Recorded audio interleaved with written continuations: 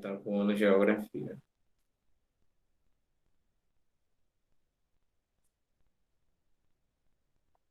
Ana Beatriz, tá bom? Ana Beatriz.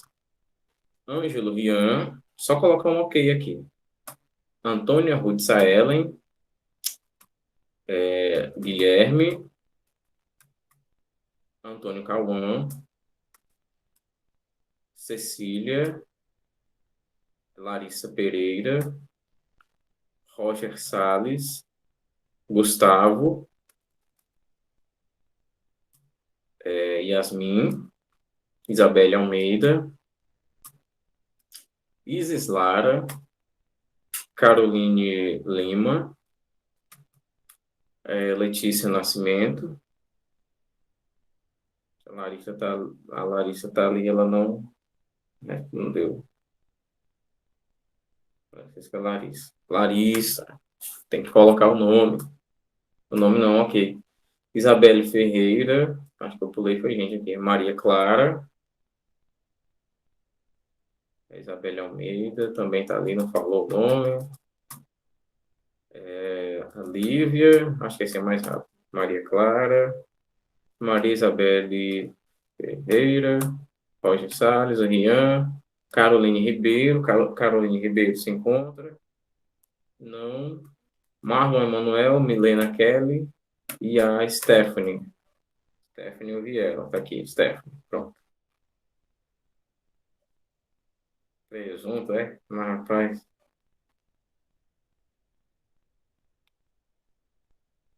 Vocês estão cheios de coisa, né? Well. Vamos lá. Em geografia, meus abençoados. Nós Professor, falamos. o professor faz aniversário no mesmo dia do que a Lívia. Ela também é dia Foi, vinte e né? dois. Ô, Aham. coisa A minha boa. mãe é dia 25. Bom Tudo demais. pertinho. Minha irmã é dia 24. Tudo na mesma semana. Fala, Cristo. Olha aí. Bom, a gente parou, né? Vamos lá, amado, colabora. Nossa última atividade foi da página 229 até a página 234 dessa atividade. Ninguém entregou. Fiquei triste. Mas dá tudo certo, né? Até porque o engraçado é que essa atividade eu corrigi, pessoal. Mas ninguém mandou. Bom, mas foi corrigida, né? Da 234, a gente vai dar um salto para 236, tá bom? Até porque a 235 é a apresentação do capítulo. América, regionalização e integração. Regionalização é segundo a língua e economia. Dá uma lidinha. Geografia e história a gente sabe como é. A gente lê e contextualiza. Lê e contextualiza.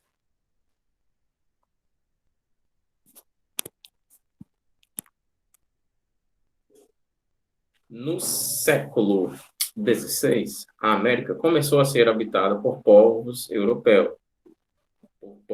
europeus, que, em função das divergências, desestruturaram as sociedades existentes e progressivamente invadiram as terras e dominaram as riquezas desse continente. Vamos lá. Século XVI, povo europeu, ocupação da América.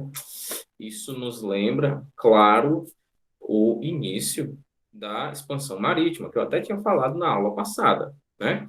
A expansão marítima, que, por sinal, muitos historiadores consideram que a globalização começou com a expansão marítima. Olha só, a expansão marítima começou no século XV, século XVI, né? Com Portugal e com a Espanha, a princípio, né? Depois vamos ver Inglaterra e Holanda também, né? Cada um com a sua companhia das Índias Orientais, né? Companhia Portuguesa das Índias Orientais, companhia inglesa, companhia espanhola e companhia holandesa das Índias Orientais, né? Nesses ensaios do que seria uma empresa privada atualmente, né? A gente nota que o interesse deles era comercializar diretamente com seus fornecedores, reduzindo assim os gastos com pedágios e com impostos. É claro, sem falar que havia, sim, a enorme chance do Estado, da monarquia, ampliar seus territórios para o além-mar, né? Para o outro lado do mar, o outro lado do oceano. Porque se eu sou imperador e mandei aqui meus navios procurarem terras e eles acharam, eles dominaram, essas terras são minhas, né? Entre aspas, eu as colonizei. O que é que a gente nota aqui na abertura do capítulo? Ele vem falando justamente isso, que no século XVI, as Américas foram ocupadas pelos povos europeus, cada um com suas divergências. Você olha ali, na ocupação dos Estados Unidos, que a Inglaterra tinha divergências fortíssimas com a França, os portugueses tinham divergências com os espanhóis, né? É tanto que alguns tratados foram feitos para tentar amenizar essas divergências, mas vamos partir aqui necessariamente sobre a língua e sobre a cultura. Quem colonizou os Estados Unidos? Grã-Bretanha, né? Inglaterra. Eles falam que idioma mesmo? Inglês, né? Quem colonizou a América Central? Os espanhóis, né? Lá na América Central, eles falam majoritariamente, né? Mais de 90%. Eles falam que idioma mesmo? Espanhol, né? Quem colonizou o Brasil? Os portugueses. A gente fala que idioma mesmo? Português. Olha só a destruição quase que total da cultura dessas porções de terra que vamos dividir em Américas. A nossa língua era o tupi-guarani. Português não tinha nada, não tinha espaço. Brasileiro, a pessoa que vivia aqui no Brasil, o índio, sabia nem o que era português. Falava a língua indígena, tupi-guarani, em sua maioria, né?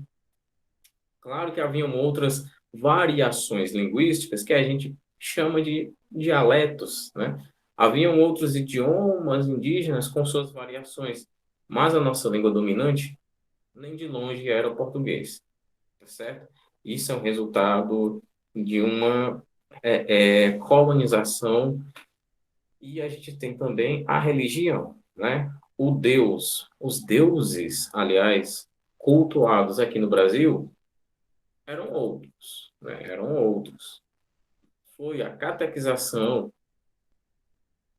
por meio dos padres jesuítas que distorceu totalmente a cultura religiosa dessa terra aqui, certo? Não necessariamente nós temos aqui um resumo que eu estou detalhando aqui sobre essa invasão e dominação e riquezas também. A gente nota que nosso continente foi muito explorado, certo? Recursos humanos, né? Mão de obra escrava e todo tipo de exploração do que tinha nessa terra.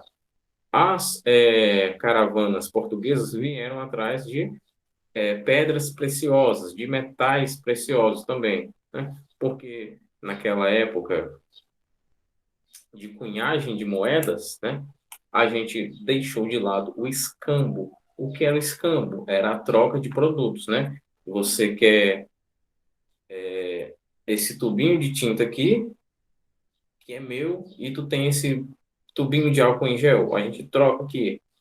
Isso que era o escambo, tá certo? Só que com a cunhagem de moedas, quando a gente passou, a gente, humanidade, né? Passou a dar mais valor, a atribuir um valor maior para a moeda, a cunhagem de moedas passou a determinar quem tinha poder. Se seu império tinha mais moedas, tinha mais ouro, mais prata, seu império tinha mais poder. Por quê? Só porque era mais rico? Porque podia financiar uma guerra. Opa, professor, tudo gira em torno dessa tal da guerra. Olha, muita coisa, tá bom? Muita coisa gira em torno do seu poder militar. Pergunta aí, quem é que se mete a besta com a Rússia? Pois é, pouquíssimas nações têm essa coragem. E quem tem, vai morrendo de medo, né? Então, nós temos aqui a valorização, né, dos metais preciosos. Como os portugueses encontraram poucos metais preciosos aqui no Brasil, né? Quem mais faturou metais preciosos foram os espanhóis na América Central. Então, os portugueses tinham que explorar o que tinha aqui. Primeiramente, como a gente bem sabe, pau-brasil, né? Levaram basicamente tudo. Depois, exploração de cana-de-açúcar, café, borracha, agricultura bem massiva, industrial no sul. Exploraram basicamente tudo, enquanto puderam. De forma acelerada, as culturas nativas foram sendo substituídas pelo modo de vida dos europeus, né? Isso aqui é importante falar. Você imagina para um índio que vivia quase nu ou totalmente nu, se deparar com aquele sujeito totalmente coberto por roupas? Ah, professor, quem está certo e está errado aí? Epa, eu não estou fazendo juízo de valor sobre quem está certo e quem está errado. São culturas diferentes, com costumes diferentes.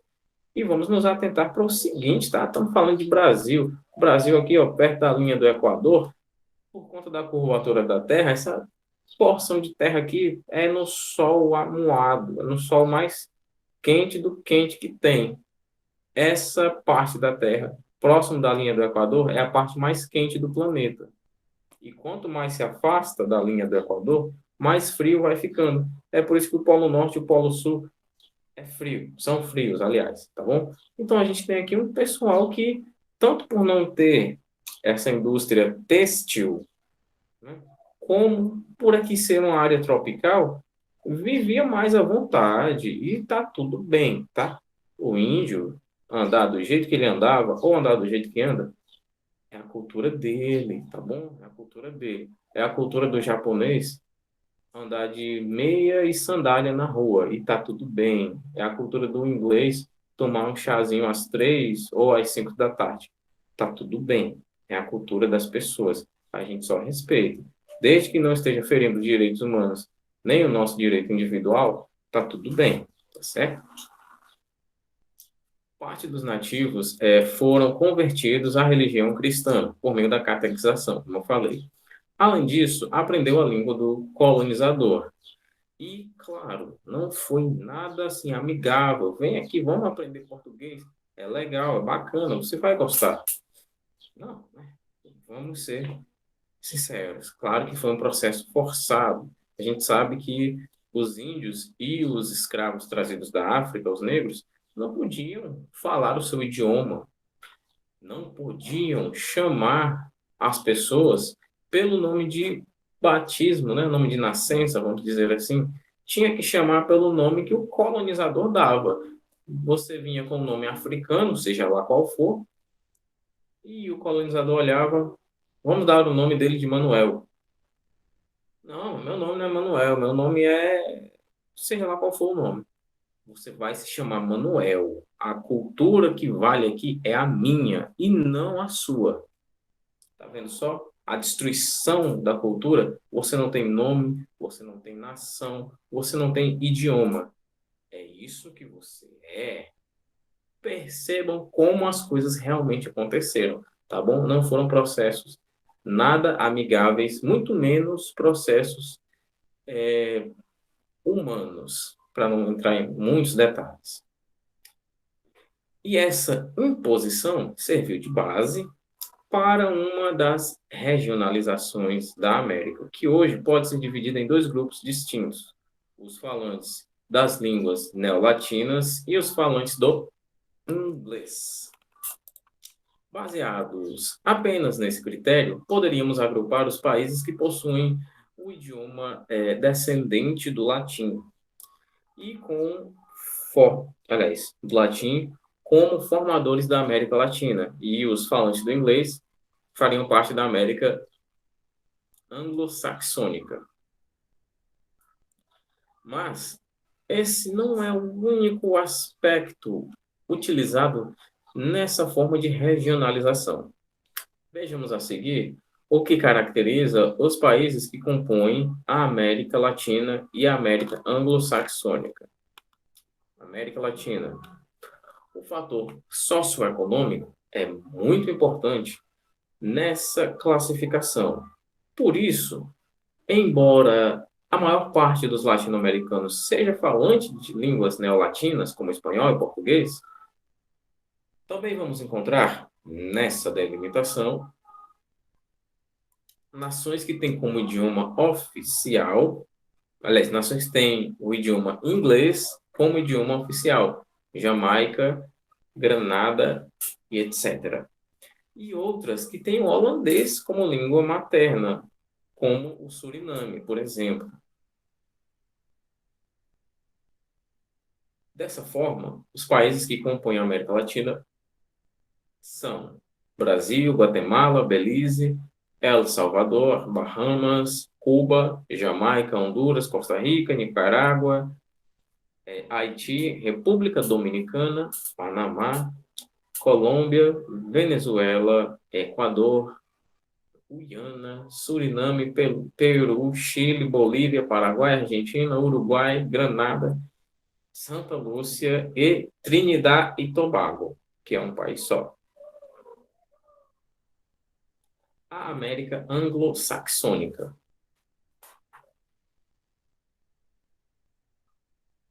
Os povos anglos foram colonizadores da região central e norte da atual Inglaterra.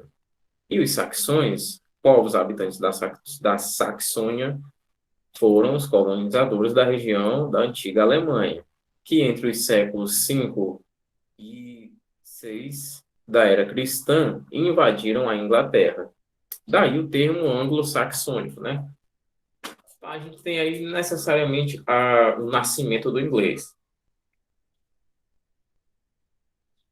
da língua inglesa, que eu estou dizendo. Porque, embora os saxões tivessem dominado, invadido e dominado o que a gente conhece hoje como Inglaterra, o idioma inglês ainda estava em formação. E a mistura saxônica com os anglos, né? Daí a gente tem a England, Anglo, de anglo, certo? Terra dos ângulos. England, que depois ficou England, né? Essa mistura de culturas é o que foi moldando o inglês como a gente conhece hoje.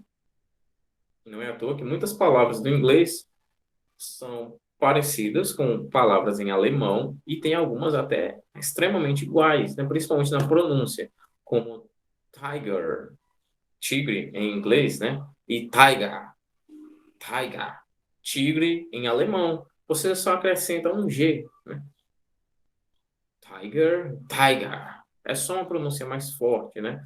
Ou então teacher em inglês e teacher em alemão, uma pronúncia mais forte. Ou vem aqui, que seria come here, you come here, em alemão. Chega a ser engraçado, né? É um pouquinho desesperado a fala em alemão em relação à fala em língua inglesa. Mas é isso mesmo. A América anglo-saxônica é composta pelos Estados Unidos da América e pelo Canadá. Assim, como a América Latina, ela não é delimitada exclusivamente pelo idioma. O Canadá possui o francês e o inglês como línguas oficiais. Francês, por quê, hein? Lembra da Guerra dos Sete Anos? Lembra de quem ajudou a França? Foram os Estados Unidos, né? Esse é o momento que a gente tem aquela reação bovina, quando vai ficando tudo óbvio e você, fica parecendo um boi. Tudo óbvio, reação bovina. Pronto. A gente nota aqui que essas colônias, né, norte-americanas ajudaram os franceses e a gente tem aqui uma troca de culturas. Regionalização segundo o modelo colonial. América desenvolvida. porção do continente cuja ocupação se deu na forma de colonização de povoamento. Nesse sistema, a exploração da terra, com trabalho livre, familiar e nas pequenas propriedades, tinha como objetivo atender às necessidades internas, ou seja, dos colonos. Nesse grupo estão incluídos os Estados Unidos e Canadá. América em desenvolvimento. Parte da América que foi submetida à colonização de exploração, a economia atendia às necessidades externas das metrópoles. Estruturou-se nos seguintes pilares: latifúndio, monocultura, escravidão e exportação. Nesse sistema, todas as riquezas eram enviadas para os países da Europa. Nesse conjunto estão os países da América Latina. Então, a gente nota aqui que a América desenvolvida ela se pautava no benefício para os colonos. E a América em desenvolvimento atendia às necessidades externas das metrópoles, ou seja, dos seus colonizadores.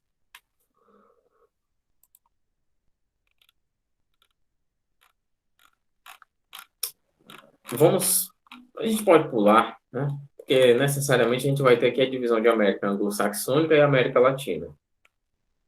Do México para cá. Vamos para a página 240, tá ok? Página 240. Diferentes níveis de desenvolvimento. Bem óbvio, né? Assim como a gente tem aqui no Brasil, principalmente por conta das diferenças da distribuição demográfica. Isso influencia demais. As causas do crescimento desigual. Como vimos,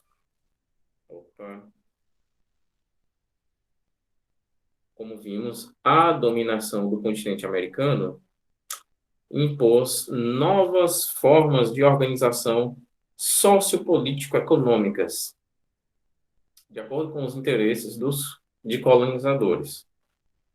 Assim, desenvolveram-se na América Latina formas de exploração da natureza, que acarretaram riqueza e desenvolvimento para alguns e pobreza e subdesenvolvimento para outros. A porção que hoje compreende os Estados Unidos da América e o Canadá, os pobres de riquezas minerais, no momento do contato com o europeu, foi deixada à parte nos projetos de exploração. Somente com a chegada dos puritanos é que se tornou área de colonização voltada ao consumo interno.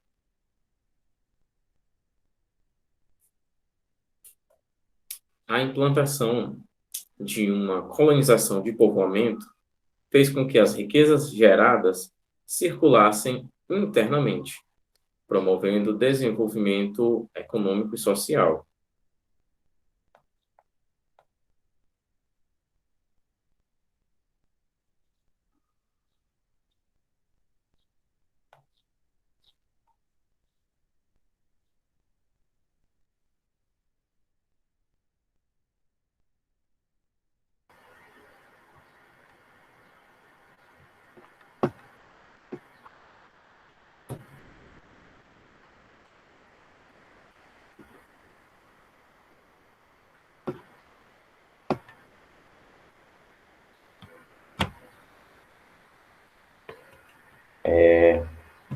Descarregou meu telefone. Falando tão bem. Pensei que estava mal conectado no carregador. Agora estou perdido. Pera. Esta câmera aqui. Vamos continuar. A gente parou. Sim, estávamos falando da página 240 sobre os aspectos do desenvolvimento econômico norte-americano, estadunidense, da América anglo-saxônica. Tudo resume-se a mesma coisa.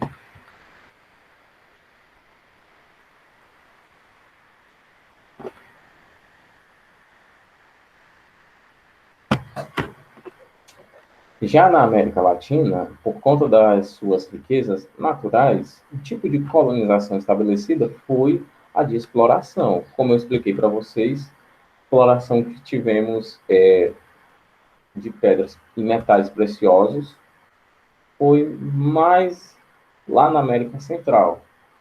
Não teve muito aqui porque a gente não dispunha de tantos recursos assim, né? A exploração que tivemos aqui foi, majoritariamente, a exploração de terras, no sentido de explorar a agricultura, a cana-de-açúcar e tantos outros bens econômicos, vamos dizer assim. Vou ver que está por aqui. Até que ver pelo computador, melhor. Mas a qualidade da outra câmera é sensacional, né?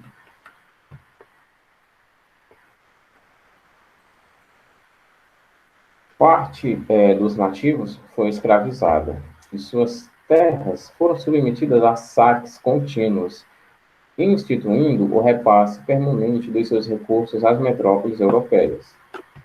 Bom, isso aqui não é nem novidade, né? Chegando aqui nas Américas, os colonizadores escravizaram todo mundo que viram pela frente, para que não tivessem obstáculos para promover a sua exploração. Exploração de terras, exploração de mão de obra, destruição da cultura vigente, da cultura que se tinha aqui e tantas outras coisas.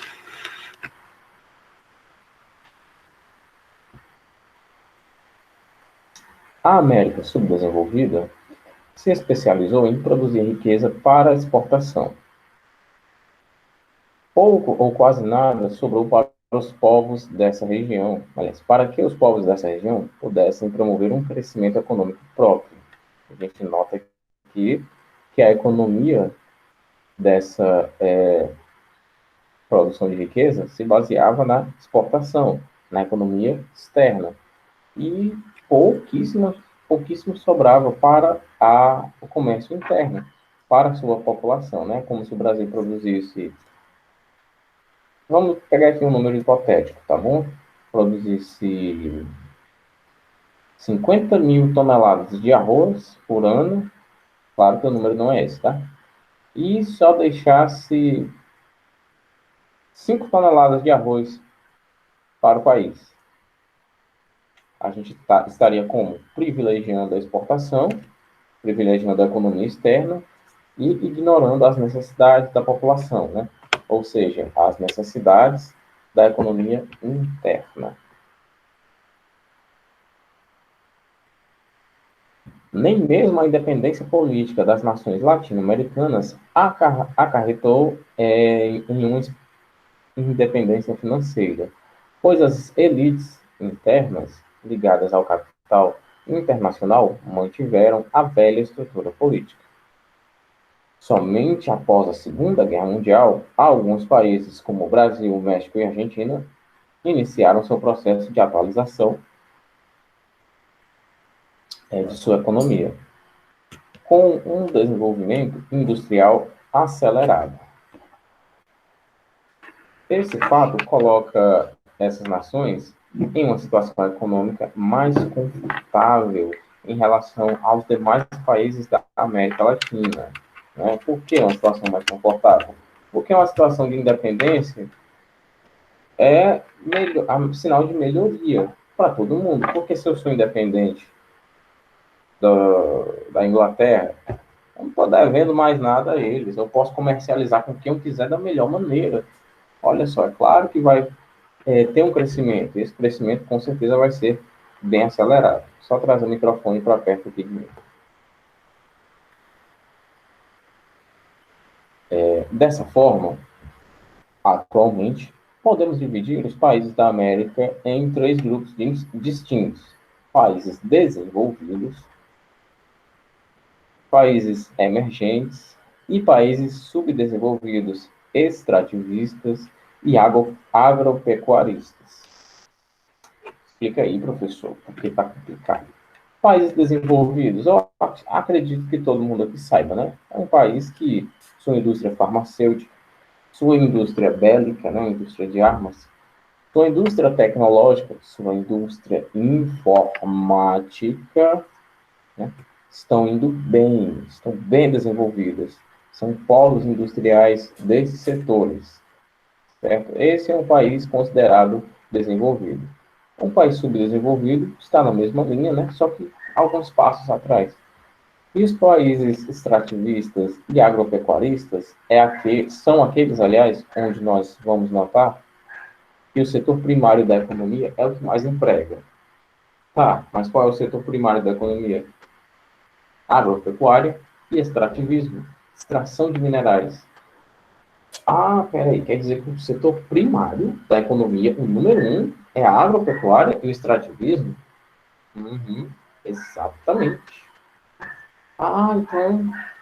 Mas por que é o setor primário? Imagina uma sociedade viver sem agricultura. A gente começa por aí, né? Claro que essa não é a definição mais objetiva, mas a gente começa por aí. Aqui no Brasil, o setor primário é o que menos emprega, tá certo? Por quê? E é o mesmo motivo de termos esses países aqui do mapa como países agropecuaristas. Nós tivemos aqui no Brasil, sim, uma revolução tecnológica também. O que é que essa revolução nos trouxe?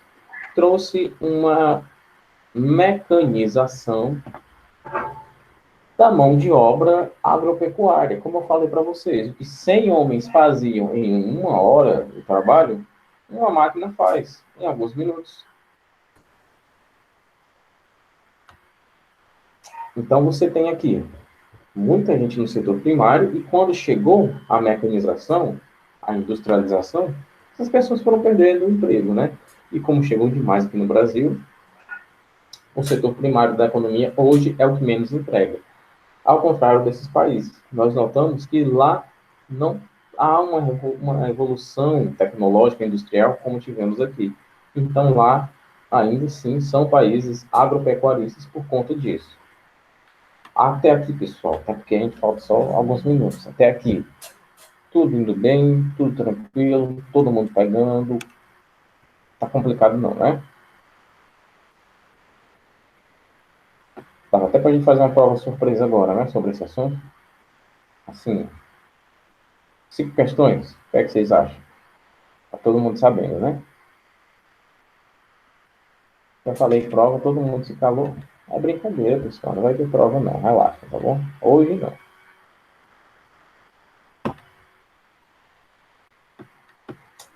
Países desenvolvidos. Acho que dá pra gente encerrar com os subdesenvolvidos, mas vamos lá.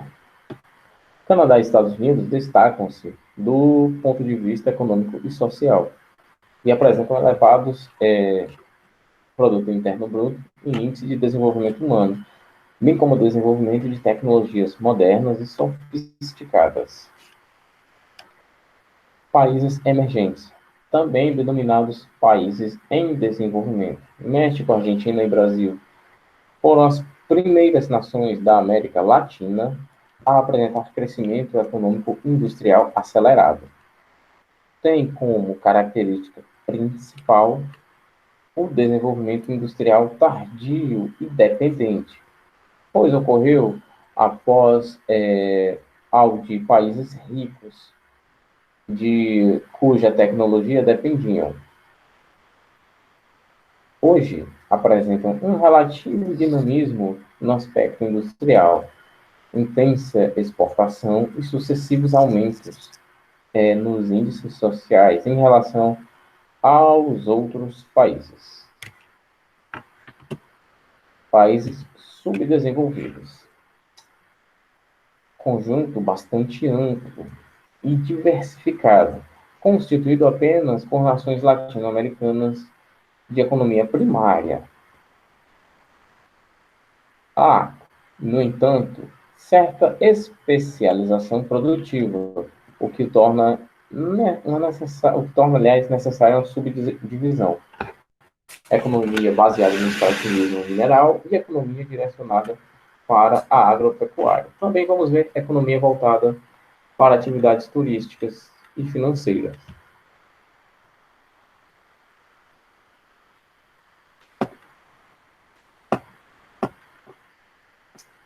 Aqui não vai dar para ver isso aqui.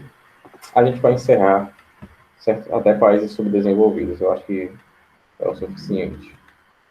Tenho certeza, aliás. Bom, eu vou só meio que refazer aqui a chamada só para confirmar, tá bem? Eu vou chamando o nome dos que eu coloquei presença. Se eu não chamei seu nome, você me diz, tá bem? Ângelo Rian, Antônio Guilherme, Francisca Larissa, Francisco Roger, Yasmin Narciso, Isabelle Almeida, Caroline Lima, Maria Clara, Lívia Maria, Maria Isabelle e Stephanie Silva. Eu deixei de chamar alguém?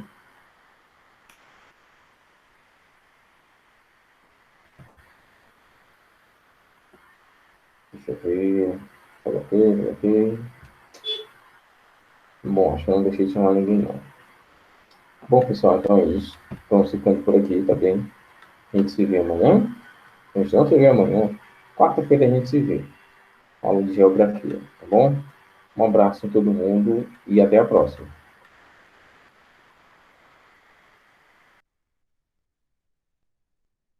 Maria, sua louca. Guilherme, seu louco.